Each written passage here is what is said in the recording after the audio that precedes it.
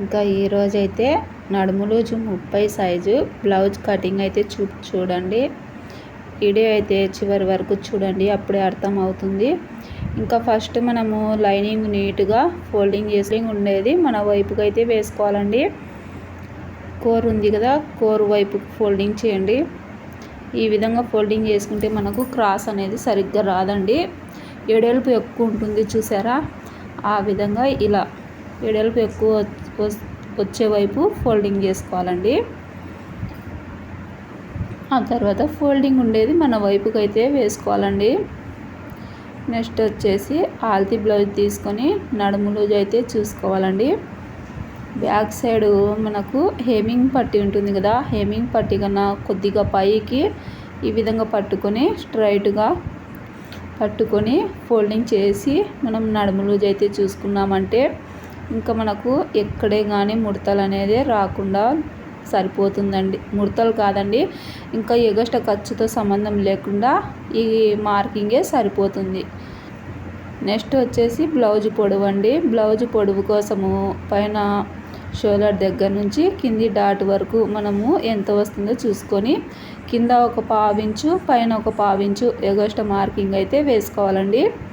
ఇక్కడికి మనకు loose blouse పొడవు అనేది వచ్చింది.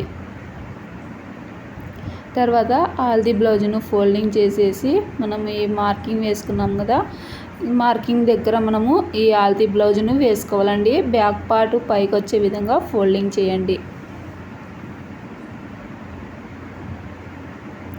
నీట్గా సర్దుకోండి. నేను మీకు చెప్తున్నా, కొంచెం నిదానమైన వీడియో అయితే స్కిప్ చేయకుండా చూడండి. ఈ విధంగా నీట్గా బ్యాక్ పార్ట్ పైకి వచ్చే విధంగా వేసుకోవాలండి.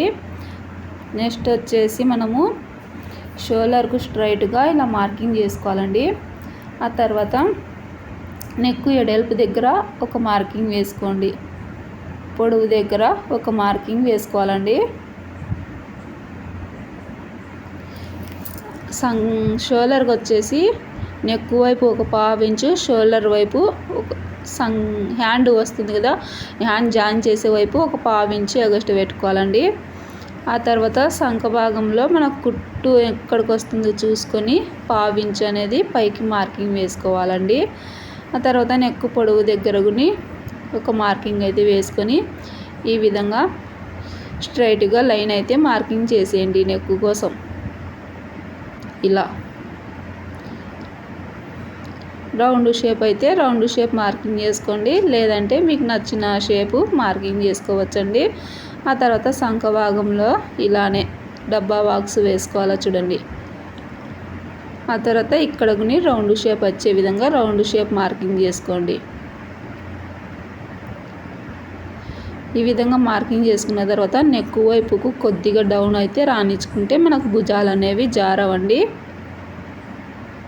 ఈ విధంగా నెక్ డీప్ కావాలంటే కొద్దిగా బయటికి, లోపలికి కాదండి బయటికి కొద్దిగా ఎగస్ట్రా మార్కింగ్ చేసుకొని కటింగ్ చేసుకుంటే మనకు నెక్ అనేది డీప్ వస్తుంది. ఇంకా ఎలా అయితే మనం మార్కింగ్ వేసుకున్నామో అదే విధంగా కటింగ్ అయితే చేసుకోవాలో చూడండి.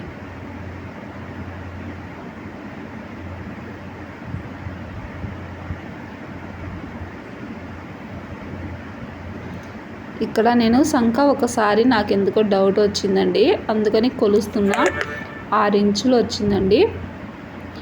నాకెందుకో కటింగ్ చేసేటప్పుడు కొద్దిగా డౌట్ అయితే వచ్చింది, ఎంత ఉందో అని చెప్పేసి ఒకసారి టేప్తో అయితే కొలిచానమాట. ఇలా మనకు డౌట్ వస్తే చెక్ చేసుకోవాలండి.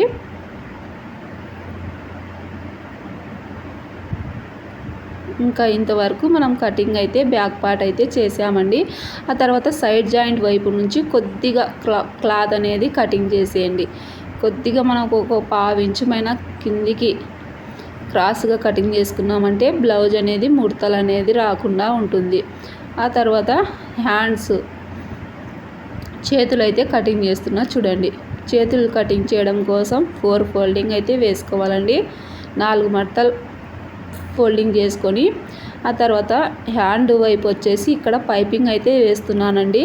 అందుకోసం నేను 1/2 ఇంచ్ అనేది ఎగస్ట్ పెట్టుకున్నా. ఆ తర్వాత హ్యాండ్ ఎక్కడికి వస్తుందో చూసుకొని ఒక పావించు ఖర్చులకు హ్యాండ్ పొడవు వచ్చేసింది. ఆ తర్వాత సంక దగ్గర కుట్టు ఎక్కడికి వస్తుందో చూసుకొని ఒక పావించు మనం ఖర్చుకు ఎగస్ట్రా మార్కింగ్ చేసుకొని ఇంకా ఈ విధంగా హ్యాండ్ షేప్ అనేది మార్కింగ్ చేసుకోవాలో చూడండి.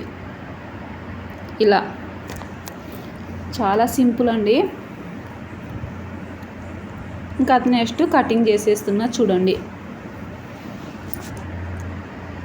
ఇంకా మనకు ఫ్రంట్ పార్ట్ అయితే కటింగ్ చేసుకోవాలండి.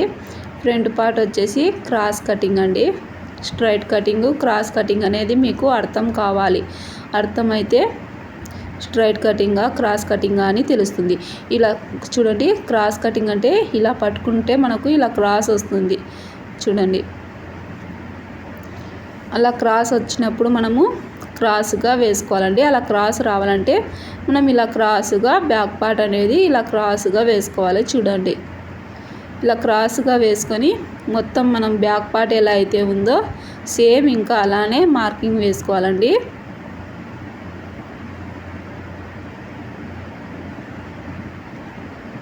నేను కొద్దిగా నిదానమే పెట్టానండి, మీరు కొద్దిగా ఓపికతో చూడండి.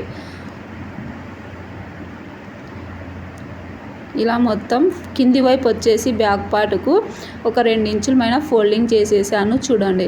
ఆ తర్వాత బ్యాక్ నెక్ కన్నా ఒక 2 ఇంచులు పైకి మార్కింగ్ ఎగస్ట్రా మార్కింగ్ చేసుకోండి. మనకు బ్యాక్ నెక్ పైన ఫ్రంట్ నెక్ రాదు కాబట్టి పైకి స్ట్రైట్గా లైన్ అనేది మార్కింగ్ చేసుకొని ఇలా బాక్స్ షేప్ వచ్చే విధంగా మార్కింగ్ చేసుకోండి. ఆ తర్వాత మనము ఆల్తీ బ్లౌజ్లో నుంచి ఫ్రంట్ నెక్ అయితే మార్కింగ్ చేసుకోవాలి. ఆల్తీ బ్లౌజ్ను ఈ విధంగా నీట్గా మనము మార్కింగ్ వేసుకున్న బాక్స్లో వేసుకొని ఇంకా మనకు ఫ్రంట్ నెక్ నీట్గా సర్దుకొని ఎంత వస్తుందో చూసుకొని మార్కింగ్ అయితే వేసుకోవాలి చూడండి. ఈ విధంగా ఇలా ఫ్రంట్ నెక్ మార్కింగ్ వేసుకున్న తర్వాత ఇప్పుడు ఆల్తీ బ్లౌజ్ తీసేయాలండి. ఆ తర్వాత ఆల్తీ బ్లౌజ్లో ఉక్సులు పట్టి దారాల పట్టి దగ్గర మనకు షేప్ పట్టి అనేది ఫోల్డింగ్ చేసేసి పైన పావించు కింద పావించు ఎగస్ట్రా మార్కింగ్ వేసుకోవాలండి. ఈ విధంగా పైన పావించు కింద పావించు అనేది ఎగస్ట్రా యాడ్ చేసుకోవాలండి. ఆ తర్వాత మెయిన్ డాట్ పొడవు చూసుకోవాలి చూడండి. ఈ మెయిన్ డాట్ పొడవు చూసేటప్పుడు మనం పైన ఖర్చు వదులుకొని మెయిన్ డాట్ పొడవు చూసుకోవాలండి. అలాగే మెయిన్ డాట్ పొడవు చూసేటప్పుడు మనం ఆల్తీ బ్లౌజ్ను గట్టిగా సాగదీయద్దండి. గట్టిగా సాగదీస్తే టెస్ట్ అనేది కిందికి జారిపోయినట్టు వస్తుంది. ఇలా 1కి 2 సార్లు చెక్ చేసుకొని మెయిన్ డాట్ పొడవు అనేది చూసుకోండి కరెక్ట్గా వచ్చిందా లేదా అనేది. ఆ తర్వాత సైడ్ జాయింట్ వైపు చూసుకోండి లెంత్ సరిపోతుందో లేదో. నాకైతే ఇక్కడ కొద్దిగా ఎక్కువ ఉంది, అందుకని చెప్పేసి కొద్దిగా నేను తగ్గిస్తున్నా చూడండి. ఇలా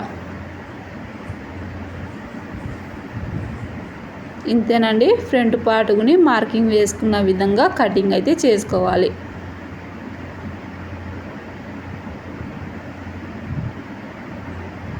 నెక్ అయితే చూడండి, ఇక్కడ నేను కింది వైపు కొంచెం డీప్ రౌండ్ షేప్ రౌండ్గా రావడం కోసం 3 ఇంచులు వచ్చే విధంగా మార్కింగ్ చేసి చూసుకొని మళ్ళీ రౌండ్ అనేది తిప్పుతున్నా చూడండి. ఈ విధంగా కొద్దిగా బయటికి అనేది మార్కింగ్ చేశానండి.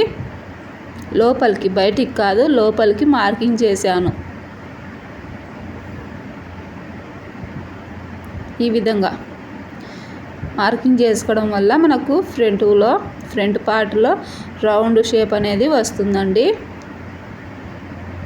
చూశారు కదా, ఈ మార్కింగ్ ఎలా అయితే ఉందో ఇంకా కటింగ్ అయితే చేసుకోవాలండి. ఎలా అయితే మార్కింగ్ చేసుకున్నామో ఇంకా అదే విధంగా కటింగ్ అయితే చేసుకోవాలి చూడండి.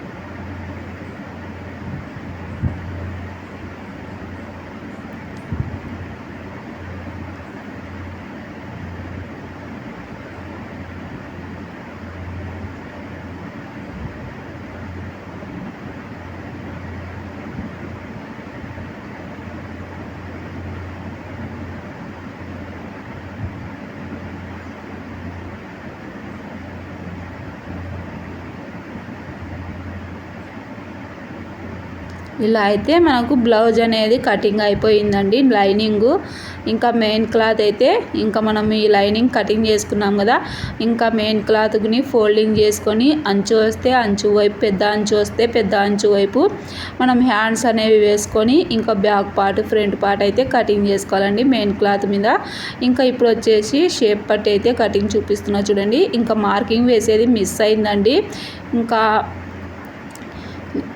బ్యాక్ పార్ట్ ఎలా అయితే ఉంటుందో లూజ్ ఏమైనా ఉంటుందో ఆమైనా లూజ్ తీసుకోవాలండి. తీసుకొని మనము ఉక్సులు పట్టి దారాలు పట్టి వైపు వచ్చేసి 3.5 ఇంచులు వచ్చే విధంగా చూసుకోవాలండి. సైడ్ జాయింట్ వైపు వచ్చేసి 3 ఇంచులు వచ్చే విధంగా చూసుకొని ఇంకా మనము కొద్దిగా క్రాస్గా మార్కింగ్ వేసుకొని కటింగ్ చేసుకోవాలండి.